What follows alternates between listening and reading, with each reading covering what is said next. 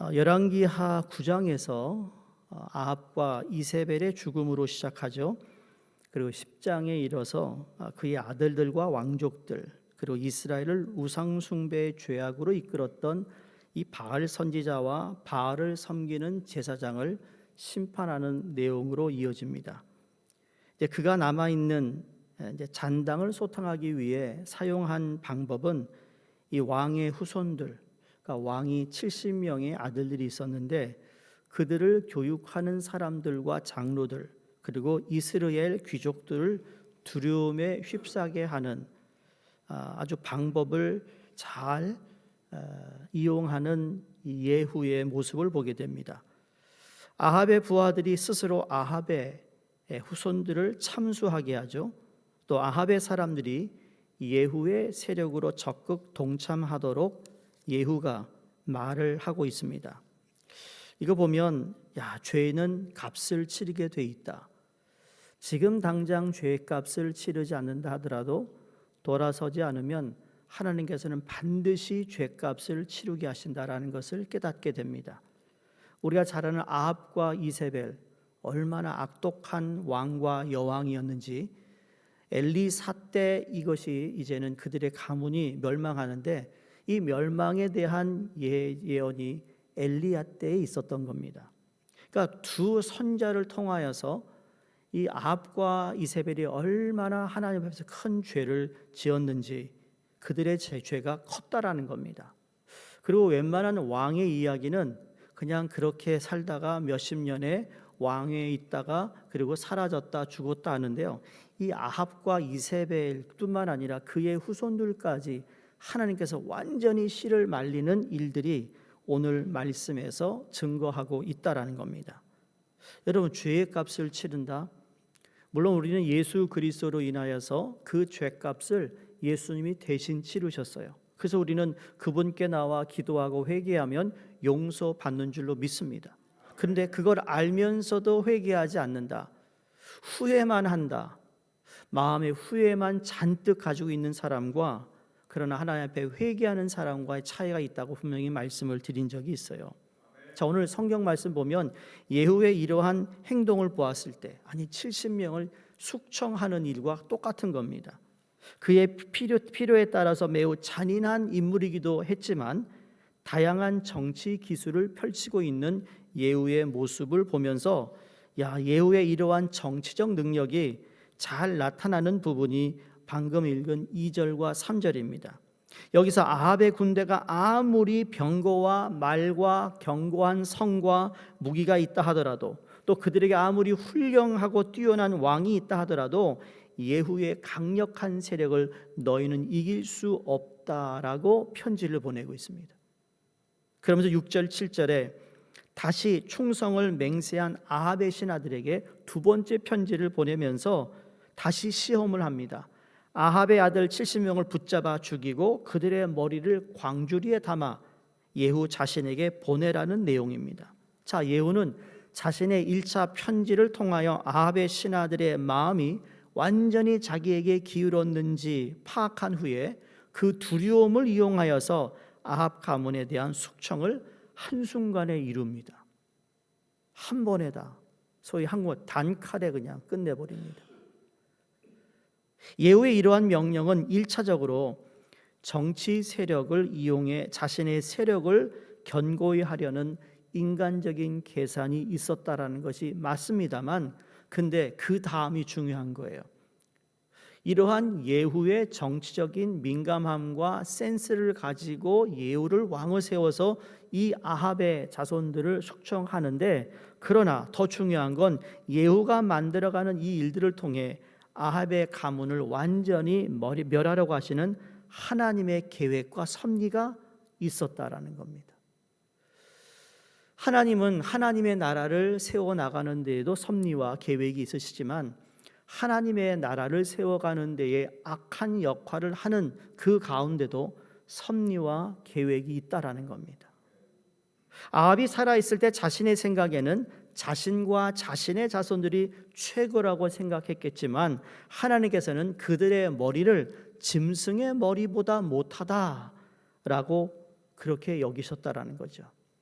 잠언서 15장 33절에 그들의 이 사람들이 가지고 있는 교만과 겸손에 대해서 이렇게 말씀합니다. 여호와를 경외하는 것이 지혜의 훈계라. 겸손은 존귀의 길잡이니라. 그 죄값을 치르고 있는 아합과 이세벨은 교만했다라는 거예요. 근데 이 교만이라는 것이 에덴 동산부터 뱀의 유혹에 속아 넘어간 모든 인간들의 마음속에 크든 작든 교만함이 있었다라는 거예요. 내가 남보다 낫다라는 거죠. 옆에 있는 분 보지 마시고 내 옆에 앉은 사람보다 낫다고 생각하는 분들이 거의 대부분일 겁니다. 부부도 마찬가지입니다. 그렇죠?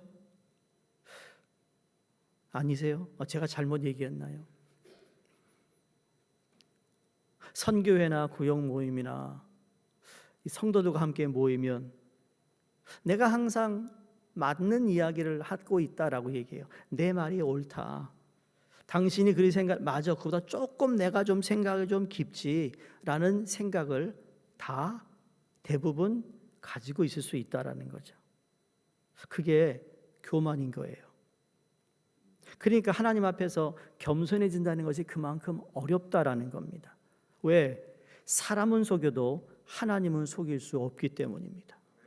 사람의 눈은 피해가지만 하나님의 눈은 피할 수 없습니다. 내가 사람들 앞에서 흘리지 않는 말, 내 스스로 한 말, 하나님은 다 듣고 계시기 때문이에요.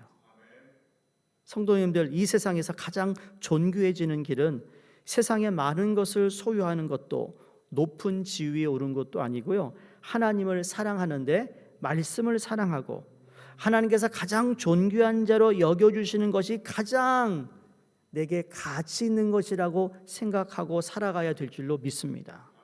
자, 보세요. 오늘 이어지는 9절에서 10절의 말씀 보면 이제 아합의 신하들이, 지금 아합 왕을 섬겼던 신하들이 아합의 아들 70명을 죽임으로 아합의 가문이 이제 멸망합니다.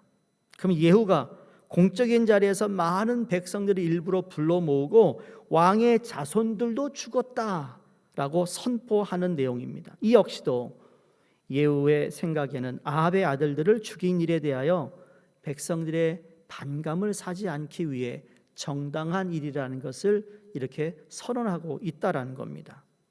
이걸 보면 예후가 정치적으로 센스가 있고 순발력이 있는 사람이라는 거예요. 하나님은 바로 그 예후의 재능, 숨겨져 있었던 그 사람의 재능을 통하여서 하나님의 섭리와 뜻을 이루어가고 있다라는 사실입니다. 성도님, 우리 모두는 다 하나님의 섭리와 뜻 가운데 살아가고 있음을 믿습니다. 그러니까 우리에게 주어진 재능이 그것이 크든 작든 간에 하나님께 쓰임받을 수 있다라는 것이 복이라는 사실을 다시 한번 우리가 기억하고 그 재능을 하나님께 드릴 수 있기를 간절히 축원합니다. 자, 여기 보시면 예후의 생각을 넘어 지금 예후를 사용하시는 하나님께서 예후의 표현과 같이 여호와께서 아합의 집에 대하여 하신 말씀을 하나도 땅에 떨어지지 않게 하신 이것이 확인되는 부분입니다. 하나도 떨어지지 않는다. 여러분, 하나님의 섭리와 뜻에 내가 순종한 것들은 하나도 이 땅에 그냥 떨어지지 않습니다. 열매 맺게 되어 있습니다. 영광 돌리게 되어 있다라는 거죠. 다시 말해 이 모든 일은 하나님 말씀의 완성입니다. 구약에서 아무리 그 많은 율법을 이야기하고 십계명 플러스 그 다음에 산헤드림에서 수백 가지의 법을 만들어서 바리새인들이 그 법을 지키기 위해서 별의별 짓을 다 하지만 여러분, 그걸 한다 해서 다 지킨다 해서 구원받는 것이 아니라는 거예요.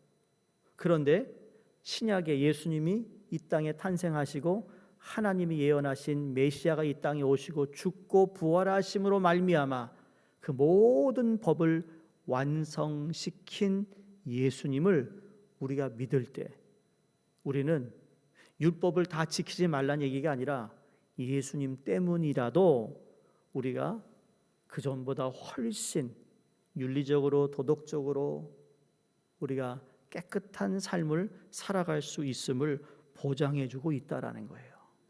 그 언젠가는 내가 표대를 향하여 달려가는데 저 하나님을 주님을 만나는 그곳에서 우리의 구원이 완성되는 그날까지 우리는 지금도 내일도 그 표대를 향하여 달려나가는 저희가 되기를 간절히 바랍니다.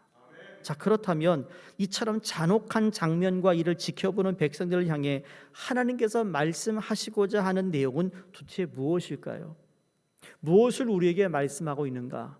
자, 한 나라의 왕이라 하여도 하나님을 떠나 악행을 저지르면 이렇게 비참한 최후를 맞이하게 된다는 것을 말씀합니다. 이 말씀을 보는 우리도 하나님 안에서 하나님의 말씀을 따르는 믿음의 삶을 살아야 함을 깨달아야 한다는 것입니다. 그래서 우리는 하나님을 멀리하는 자리를 떠나 하나님께 가까이 가는 자리를 선택해야 되는 거예요. 나를 자꾸 멀어지게 하는 그곳에서부터 떠나 내가 주를 가까이 갈 수 있는 그 자리로 옮겨야 된다는 거예요. 아시죠? 예배당의 요 중간 자리 앞이 골든 자리예요. 저 뒷자리는 죄송해요. 거긴 브론즈예요, 브론즈. 소위 올림픽 얘기하면 여긴 금메달, 은메달, 동메달이라고요. 제가 먼저 번 교회에서 그 얘기했더니 누가 당장 그 다음 주부터 이 금메달짜리에 앉더라고요. 표현이 그렇다라는 거예요. 그게 뭐냐면 우리의 자리가 중요하다는 이야기가 가까이 있을 때 더 잘 들리는 거예요. 이스라엘 성지순례에 가면 가이드 하시는 분들이 이제 헤드셋을 줍니다. 그러면 이제 리시버로 그분이 설명하면 이게 리시버로 다 들어요. 근데 아무리 리시버가 좋아도요, 가이드하고 나하고 가리가 멀면요, 가다가 끊겨요. 도대체 무슨 말 하는지 몰라요. 그러니까 가능한 한 앞에 가야 제대로 듣는다는 거예요. 그리고 진짜 그래요. 옆에 딱 붙어서 가야 설명을 다 들어요. 다 들어. 그게 자리의 역할이에요. 그렇다고 여러분 시험 들지 마세요. 그게 또 무슨 그냥 표현이 그렇다라는 거예요. 그러니까 일로만 앉지 마시고 앞자리는 여기도 있잖아요. 볼 거예요. 어떻게 변하나.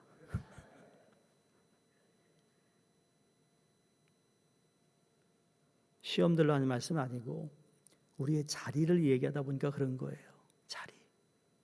은혜 받을 수 있는 자리에 나온다는 거. 하나님께 영광 돌릴 수 있는 자리에 내가 있다라는 것이 복이라는 거예요. 그걸 알면서도 나오지 못하는 사람이 불행한 거죠. 왜? 우리에게 허락하시는 이 은혜와 축복의 자리를 우리는 늘 너무 당연시 할 때가 있거든요. 자, 아합의 자손들이 죽음을 당한 처참한 현상은 당시 이 죽음을 바라보는 백성들만을 위한 것이 아니라 우리의 삶에도 하나님께서 이와 같이 진노하실 요소는 없는지를 되돌아봐야 한다는 것입니다. 자, 읽지 않았는데 여러분 11절을 함께 한번 볼까요? 함께 읽습니다. 11절에 예후가 아합의 집에 속한 이스라엘에 남아있는 자를 다 죽이고 또 그의 귀족들과 신뢰받는 자들과 제사장들을 죽이되 그에게 속한 자를 하나도 생존자를 남기지 아니하였더라. 아합에 속한 자란, 여기 아합에 속한 자란, 이 우리가 이제 인본주의로 보면 야 어떻게 이렇게 다 숙청할 수 있겠어? 너 저기 저 북한의 저기 김정은처럼 그렇게 숙청, 이렇게 우리가 표현하면 안 되고요. 여기에서 생존자를 남기지 않았다는 이야기는 여러분 아합은 죄의 대명사였어요. 그 당시에. 그러니까 아합에 속한 자란 하나님의 편에 서지 아니한 자들이에요. 그러니까 하나님이 아닌 다른 것을 겸하여 섬기는 자들을 지칭하고 있어요. 그러니까 하나님을 대적하고 있다는 의미거든요. 하나님이 지극히 싫어하시는 우상 숭배의 죄악을 범하며 살아가는 사람들을 가리키고 있습니다. 이게 바로 아합에 속한 사람들입니다. 하나님이 아닌 다른 것에 속한 자들, 하나님이 아닌 다른 신을 섬기는 것, 다른 것에 사로잡혀 살아가는 자들을 하나님은 너무도 이걸 싫어하시는 분이라는 거예요. 그런 이야기 들어보셨나요? 우리의 다음 세대가 다른 시대가 되지 않기를 위한 기도를 해야 된다는 거. 우리 넥스트 제너레이션이 다른 여러분 세대가 되면 안 되는 거예요. 우리의 자녀가 다시 말해 동일한 신앙과 가치를 공유하고 지속하는 것을 해야 되는데, 만약에 우리의 자녀들이 다음 세대가 말이죠, 우리와 전혀 다른 세대가 되어버린다. 이게 우리의 가장 큰 아픔인 것입니다. 유태인들의 교육은 다음 세대가 이어질 때 계속 이어졌습니다. 지금도 그들이 얼마나 많은 제너레이션을 지금 살아감에도 불구하고 안식일의 날 되면 가족들이, 부부가 어린 자녀들의 손을 잡고 회당으로 가는 그 모습을 한번 보셨을 거예요. 내년에 기회가 되면 이 주제를 가지고 설교를 하겠지만, 우리 기도 가운데 하나는 다음 세대가 다른 세대가 되지 않기 위해 기도해야 됩니다. 이게 어쩌면 우리 저를 포함한 1.5세와 1세 성도님들이 마지막 하나님께 드려야 할 우리의 헌신이 아닐까라는 생각을 해봅니다. 그러므로 다른 것에 사로잡혀 살아가는 자들을, 다른 것에 관심을 갖고 살아가는 이 모든 것들을 하나님께서 기뻐하지 않으신다는 것, 여기서 하나님의 심판의 성격을 알 수 있습니다. 우리 하나님의 심판을 피할 수 있는 사람은 없어요. 하나님께서 심판하실 때 악을 자행하는 자들, 악을 도모하는 자들만이 아니라 그들에 속하여 악을 즐기고 악을 추종하는 자들을 찾아내어 하나님이 처단하신 내용이 오늘 10장의 말씀입니다. 우리 하나님의 사람들이 악이나 욕망을 따르는 삶을 거부하고 의로운 신앙의 길을 고집스럽게 걸어가야 하는 이유 중에 하나가 여기에 있습니다. 우리 하나님의 눈을 피하여 숨을 수 없기 때문입니다. 오늘 이 시대를 살아가는 저와 여러분이 혹시 우리가 나도 모르게 하나님이 아닌 다른 것을 더 좋아하고 다른 것을 섬기고 있다면, 여러분, 이것이 무엇인지를 찾아내야 되며, 또 많은 경우 이렇게 다른 것을 좋아하고 다른 것을 섬기는 데에는 인간의 욕심이 있다라는 것을 깨닫기를 바랍니다. 요한일서 2장 16절에 세 가지가 하나님께부터 온 것이 아니라 세상으로부터 왔다고 그랬어요. 육신의 정욕과 안목의 정욕과 이생의 자랑이라고 했습니다. 이 욕심에 이끌려 살아가지 않는 저희가 되어야 됩니다. 그래서 오늘 설교의 제목처럼 여러분, 우리는 주께 속한 자로 살아야 됩니다. 하나님께만 속한 자로 살아가야 됩니다. 하나님께 속한 자로 살아갈 때 우리는 빛으로 살아갈 수 있으며 소금으로 살아갈 수 있음을 우리 다시 한번 마음에 새겨, 우리를 향한 하나님의 사랑의 표현을, 하나님을 향한 우리의 사랑이 입술의 립 서비스가 아니라 내 삶을 통해 하나님을 어떻게 하든지 영화롭게 하며 내가 주님께 속한 자로 살아가는 이 놀라운 축복이 임하고 있음을 기억하시고, 오늘도 내일도 주께 속한 자로 살아가시기를 주의 이름으로 축원드립니다. 기도하겠습니다. 하나님 아버지, 감사합니다. 죄값을 치르기 위해 주님께서 십자가에 달려 죽으시고 부활하셔서 우리의 죄를 대신 담당하여 주심을 감사합니다. 그래서 우리는 이제 하나님의 자녀여 거룩한 백성이여 의인이라고 부름을 받는 자리에 저희를 불러주셨는데, 하나님 여전히 우리는 옛 구습을 버리지 못하는 우리의 연약함을 고백하오니 우리를 불쌍히 여겨 주시옵소서. 하나님, 끊임없이 하나님께 속한 자, 주님께 속한 자로 살아가도록 성령께서 우리를 도우시고 우리의 의지와 또 우리의 기도와 하나님을 향한 우리의 마음이 변하지 않도록 우리를 붙잡아 주시옵소서. 이로 인하여 하나님께 영광이 되게 하시고 또 이 세상에서 빛과 소금으로 하나님께 또 많은 사람들에게 그리스도의 향기를 전하도록 축복해 주시옵소서. 예수님 이름으로 기도드리옵나이다. 아멘.